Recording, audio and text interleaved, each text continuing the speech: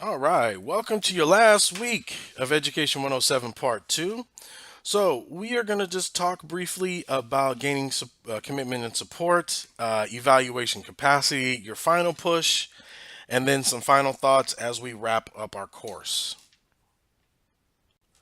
So, you want to gain commitment and support because you want to think, and how you do this is that you want to think about who has a vested interest in your program, in your process, and in its future and growth. So, is it community members? Is it teachers? Is it students? Those are the people that you want to really connect with in terms of gaining a commitment and support for your evaluation and using it to improve your work, using it to improve your process, using it to improve your program for the best possible outcomes for your teams and for your organization. Consider who makes a decision about your program, who makes a decision about this process that you are evaluating.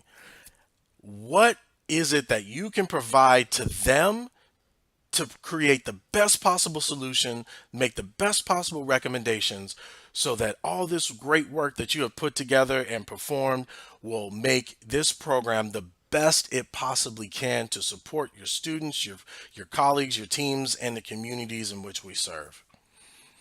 How are the findings used and who's going to use them? Are these findings just going to stay saved on a file on your laptop, on a thumb drive? Are you just going to toss the report at the end? Or are you really going to consider how you can use this evaluation to make it useful?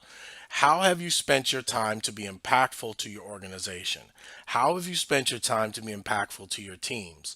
That is what I want you to consider in terms of how you can gain commitment and support of this evaluation process. Now, it may not be this specific evaluation that you use to improve your program, but it's this process.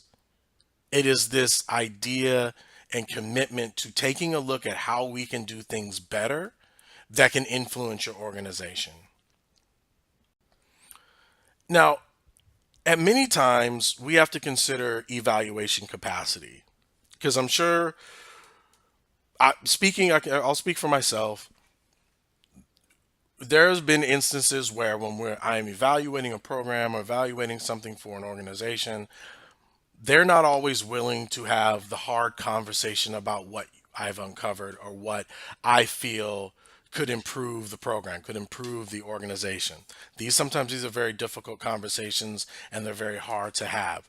So an evaluation capacity means that they're the willingness to challenge the assumption that everything's okay, so let's not look at it. We have to challenge this idea that if it works, if it's not broke, don't fix it. That's not how we get better. That's not how we grow. That's not how we evolve as an organization. That's not how we improve our team's performance. That's not how we improve as individual contributors.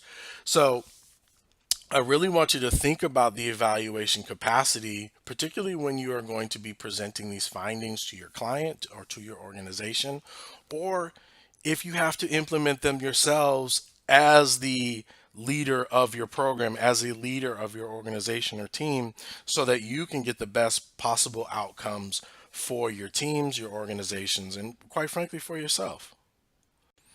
We are on the final push. I know we have asked a lot of you over the course of this 6 weeks, and hopefully, you have really dug in and taken advantage of this opportunity to not only finish your education, which is so valuable to your future, but also in terms of how you can grow your capacity as a leader. So, I really hope that this has been helpful for you, and I really hope that this has really changed how you view leadership, changed how you view evaluating your program, or at least allowed you to ask yourself a question to consider something from another perspective. So please, for the final draft, make sure you are taking a look at the examples. Find your next mountain. As educators, we have always kind of been referred to as mountain climbers because once that mountain climber climbs that one mountain, he wants to find the next biggest mountain that he can climb. And I hope that you continue to be passionate educators, to be passionate leaders, and really think about what it is you can do next to grow your own capacity, to increase your skill, so that you can ensure and continue to lead teams effectively and continue to grow organizations to the next level. Think about how you can support your teams and your organizations by the willingness to improve.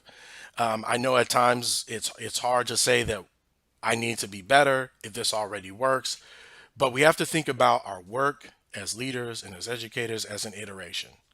What can I do better next time? How can I improve on this process? How can I improve the process of my team? That is how we continually grow. That is how we continually serve our communities. This is how we continually serve our students. And most importantly, this is how we achieve our goals and our dreams as individual contributors. I wish all of you the greatest luck. I wish all of you the best. I hope that you have learned something or at least been able to consider something from another perspective. Again, if there's anything I can do now or in the future, please send me an email at john.wedding@csus.edu. I wish all of you the greatest of luck. Thank you.